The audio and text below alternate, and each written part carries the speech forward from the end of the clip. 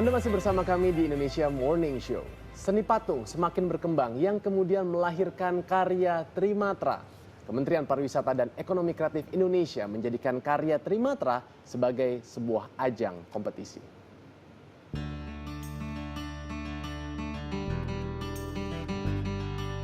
Seni patung yang berkembang sejak 1950-an dalam satu dekade terakhir telah mengubah lanskap seni rupa Indonesia.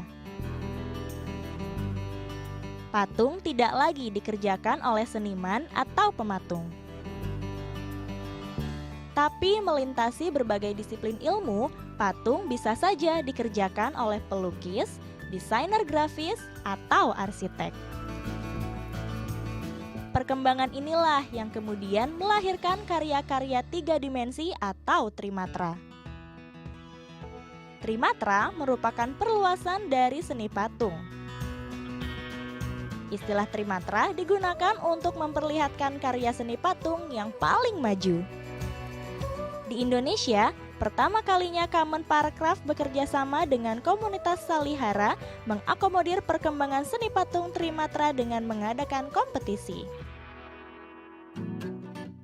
Digelar untuk mendorong lebih jauh perkembangan karya Trimatra di Indonesia serta untuk memperluas apresiasi masyarakat seni rupa.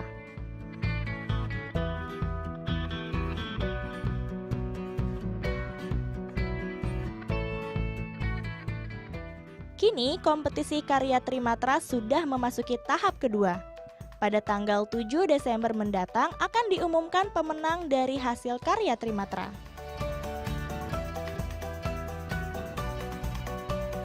Pemenang karya-karya Trimatra akan dipamerkan pada bulan Februari 2014.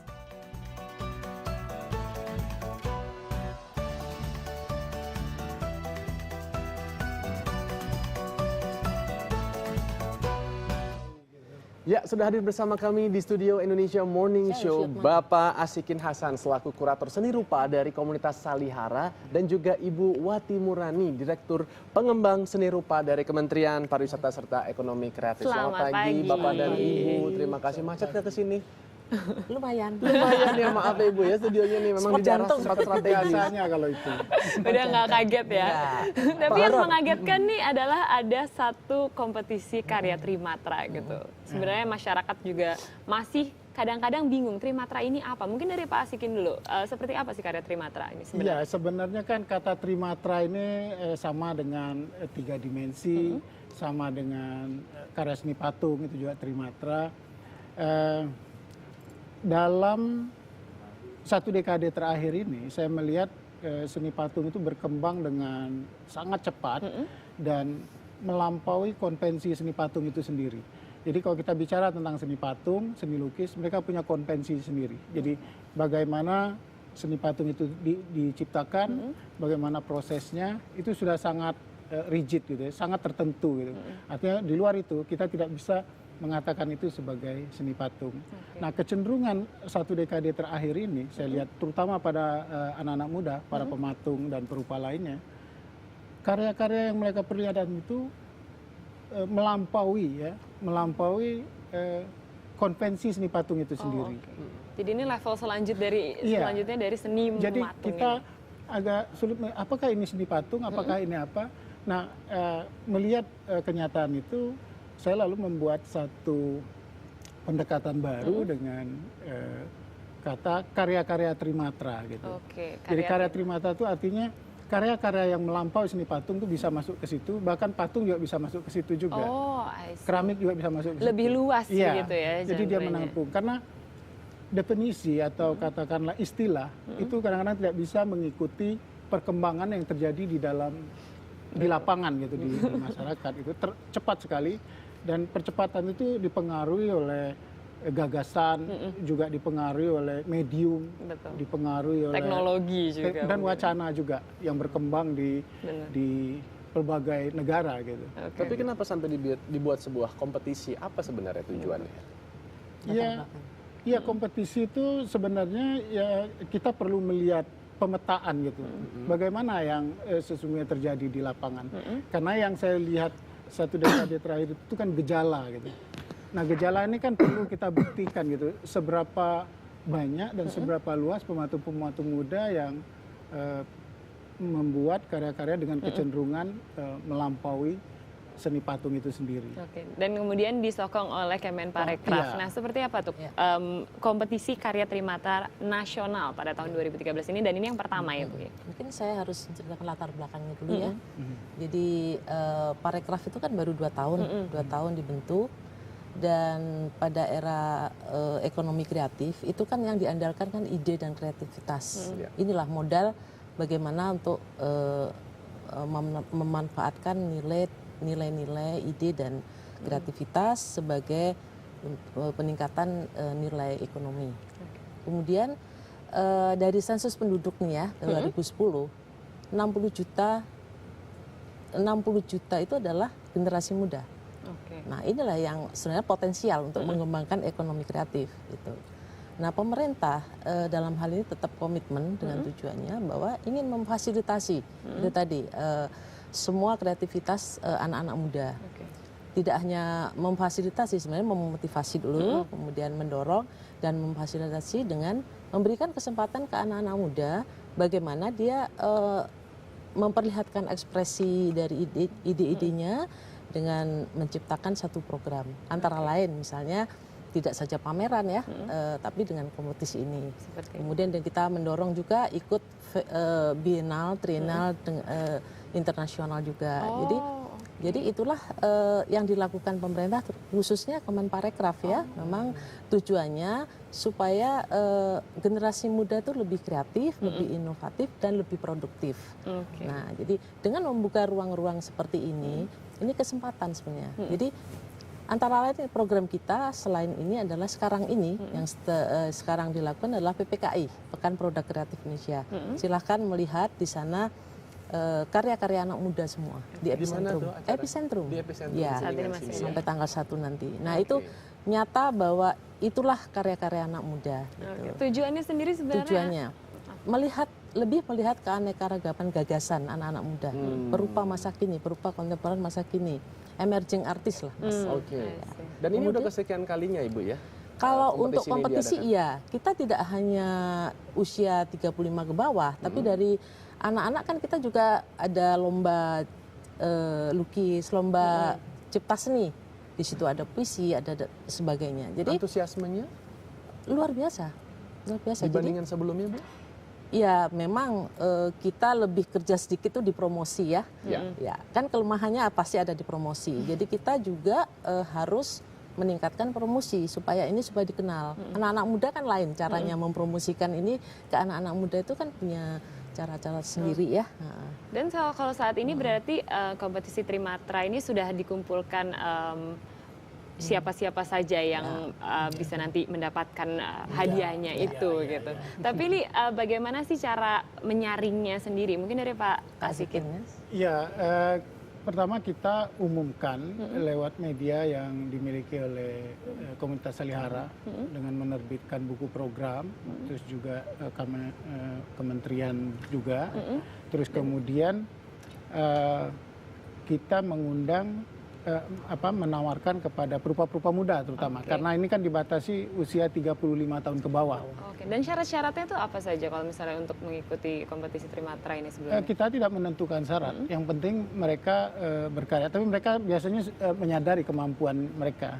Dan kita juga tidak menduga ternyata ada juga mahasiswa yang ikut serta di dalamnya. Tapi itu bisa dimaklumi karena pengertian Trimatra itu sendiri di dalam pelajaran dasar di seni rupa itu satu metode untuk mempelajari bagaimana membangun sense kepekaan melihat bentuk-bentuk 3 dimensi. Tapi sebenarnya yang kita maksud bukan itu. Yang kita maksud itu adalah bagaimana karya Trimatra itu memperlihatkan kecenderungan melampaui konvensi seni patung. Tapi ya itu bisa terjadi begitu ya, karena Trimatra sendiri punya makna yang begitu ganda. Tapi yang kita maksud di dalam kompetisi ini adalah kecenderungan melampaui konvensi seni patung. Dan itu terjadi hampir di banyak cabang kesenian ya, musik juga begitu. Iya, melampaui. Paradigmatik lah. Memang yang dulunya seperti apa sih Ibu atau Bapak? Ya patung, misalnya kalau kita melihat patung, seperti umumnya lah patung di ruang pameran itu kan ada base, ada karyanya Iya. yang mengikuti konvensi, misalnya patung-patung abstrak gitu ya, atau patung-patung figuratif gitu, yang gitu. Itu misalnya satu contoh. Nah pada karya ini misalnya ya satu contoh yang banyak masuk dan menarik itu adalah mereka menggunakan objek. Objek itu ya bisa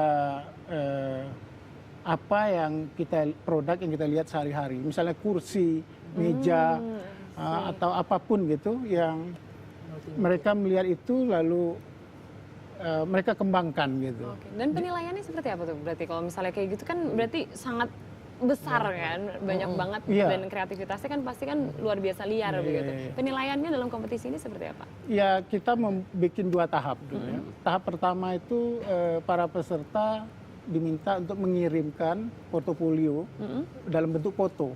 Oke. Jadi yang pertama kita nilai itu adalah gagasannya seperti apa gitu. Originalitas. Ya gagasan. Jadi itu ada 5 juri, anggota dewan juri. Siapa itu? Ada Hermawan Tanzil. Hermawan Tanzil itu adalah seorang ahli desainer grafis, ahli komunikasi visual.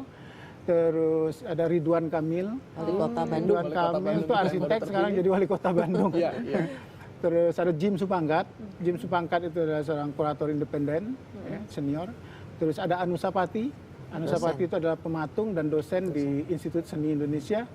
Dan saya sendiri dari Komunitas Salihara sebagai ketua jurinya di situ, ketua juri kompetisi. Oke, jadi sangat menarik sekali ya kompetisinya. Dan sekarang apakah sudah menerbitkan ini nih pengumuman untuk pemenangnya atau masih disimpan? Masih rahasia. Rahasia. Rahasia dong. Tapi pesertanya berapa kemarin, Bu? 200-an ya? 200-an. 200-an. Berarti antusiasmenya besar ya? Iya. Besar. Disaring menjadi berapa dari 200 Nah itu? dari 200 itu kan yang kemudian kita saring dengan ketat itu semestinya dapat 50, tapi kita ketat lagi dapat 25 nomine gitu ya. Nah dari 25 itu kemarin mereka mengirimkan yang bentuk 3 dimensinya. Oke. Ya, yang tadi dari gagasan sekarang dalam bentuk 3 dimensi. Yang pertama foto tadi Bapak Iya katakan betul, itu ya. kita dalam 3 dimensi. Nah ini yang kemarin kita nilai kembali Iya. dan dari situ kita mendapatkan juara 1, 2, 3 dan kemudian ada 5 lagi juara pilihan dewan juri. Boleh tahu nggak sih Ibu berapa sih memang hadiah? Jadi Dari mungkin Parekraf, yang menarik tidak hanya hadiah ya. Jadi ini capacity building itu kan pemenang ini yang terbaik ini dikasih kesempatan untuk artis residence Ya, di mana? Jerman. Di Berlin. Nanti. Berlin ya. 1, 2, 3 ke Berlin. Wow. Jadi memang tahapannya harus begitu ya. Kalau mungkin kalau hadiah sih pasti, apresiasi itu pasti. Tetapi buat dia sendiri untuk meningkatkan ini kan harus dia membuat karya di luar. Gitu. Bagus sekali. Maksudnya tadi pertanyaannya supaya menggugah ini perupa-perupa kita yang muda-muda yang punya gagasan bagus untuk pengen nih nanti berikutnya ikut terjun dalam berkompetisi ini. Jadi surprise ya. Sebenarnya seni rupa itu mungkin hanya beberapa kalangan ya mungkin. Tapi begitu dibuka seperti itu, peminatnya luar biasa. Jadi artinya sebenarnya di Indonesia tuh kreator-kreator muda tuh banyak. Kan butuh difasilitasi kan. Nah ini pemerintah ini kan tugasnya itu. Akhirnya tugasnya itu. Ya. Nah harapannya sendiri dari dari misalnya nanti sudah pergi gitu ke Jerman, apa sih harapan dari Kemenparekraf dan juga nanti harapan dari Pak Asikin dalam kompetisi ini? Dari Ibu. Begitu dia sudah pulang, pasti dia juga akan memberikan pengalamannya kepada junior-juniornya, kepada masyarakat Indonesia. Nah, keinginan kita dari mereka yang sudah berhasil itu masyarakat tuh terinspirasi. Ya, terinspirasi itu penting, inspire itu kan penting sekali. Nah, jadi setelah itu tidak saja mungkin terpaku dengan latar pendidikan ya, tapi semua orang bisa berkarya, berkreasi. Tidak ada batasan. Nah, sebenarnya kalau lihat potensi generasi muda kita itu luar biasa. Benar. Makanya itu harus kita motivasi. Itu yang penting ya. Ya dan juga sebenarnya kan rekan-rekan kerja kita juga selain Parekraf ada Louis Vuitton Ya. dan Goethe Institute. Jadi mereka nanti yang ikut membantu mengatur kemana nanti mereka akan dibawa pemenang-pemenang ini. Jadi karya itu ya, siapa? Eko Nugroho, Shell-nya Louis Vuitton, udah tahu lihat? Belum. Jadi itu karya nanti, Indonesia. nah kalau misalnya melihat, memang kalau kita melihat ininya, tokonya Louis Vuitton kan biasanya memang ada instalasi dan juga karya-karya seninya. Apakah itu nanti akan diterapkan atau gimana? Harusnya Nanti seperti kan itu. tergantung bagaimana pendekatan dan minat pemenang ini, karena mereka kan residensi itu kan aspek edukasinya kan besar. Ya, informasi mereka bisa dapatkan macam-macam hal gitu. Nice. Berarti kalau misalnya bisa dipasang, itu berarti bisa dipasang satu dunia ya kalau misalnya karya orang Indonesia. Sebenarnya kalau di kawasan Tamrin dan Sudirman tuh dipasang karya seni, itu daripada kita lihat macet, lihat karya Pasti seni. seneng Nah, kan itu ya, bibitnya ada di nanti tuh Trimatra harusnya ya. Amin. Nanti kerjasama dengan Pemprov DKI Jakarta juga. Iya, ya. Sebenarnya kita tuh ingin loh, Mas. Iya. Jadi agak adalah ya elemen-elemen Estetik seni ya yang bisa dipasang, bisa kita lihat gitu. Jadi kalau patung-patung yang sekarang ada di sekitar Jatuh Tamrin sampai ke Sudirman masih kurang gitu ya? Patung kurang Sudirman, lah, yang depan Ratu Plaza, patung Pancoran masih kurang. Itu masih kalah dengan Masih kota kalah, Jeddah iya. itu. Nah, Kota Jeddah. Jeddah di Arab Saudi itu patung lebih Lebih banyak bagus ya. daripada Iya. di Jakarta itu. Nah, itu catatan penting mungkin bagi Pemprov DKI Jakarta supaya mempercantik kota ini. Jadi pembangunannya jangan Iya. memperjelek ya, Betul. tapi harus mempercantik. Jadi yang di jalanan tuh tidak stres. Kita yang cari potensinya, kita cari senimannya, kita yang ngorbitkan, tapi DKI yang harusnya. Ya? Iya, siap. Oke, terima kasih banyak Mas terima kasih. Ikin dan Ibu Wati. Sama-sama. Terima kasih semua, semoga sukses ya nanti ininya Amin. kompetisinya Ya, amin. dan menghasilkan seniman-seniman muda yang tentunya berbakat. Amin. Dan setelah ini kami akan kembali dengan info mengenai Presiden Barack Obama yang memberikan pengampunan kepada seekor kalkun. Sesaat lagi di Indonesia Morning Show. Oke. If you know what happiness is to you, clap along if you feel like that's what you want to do. She's just a girl and she's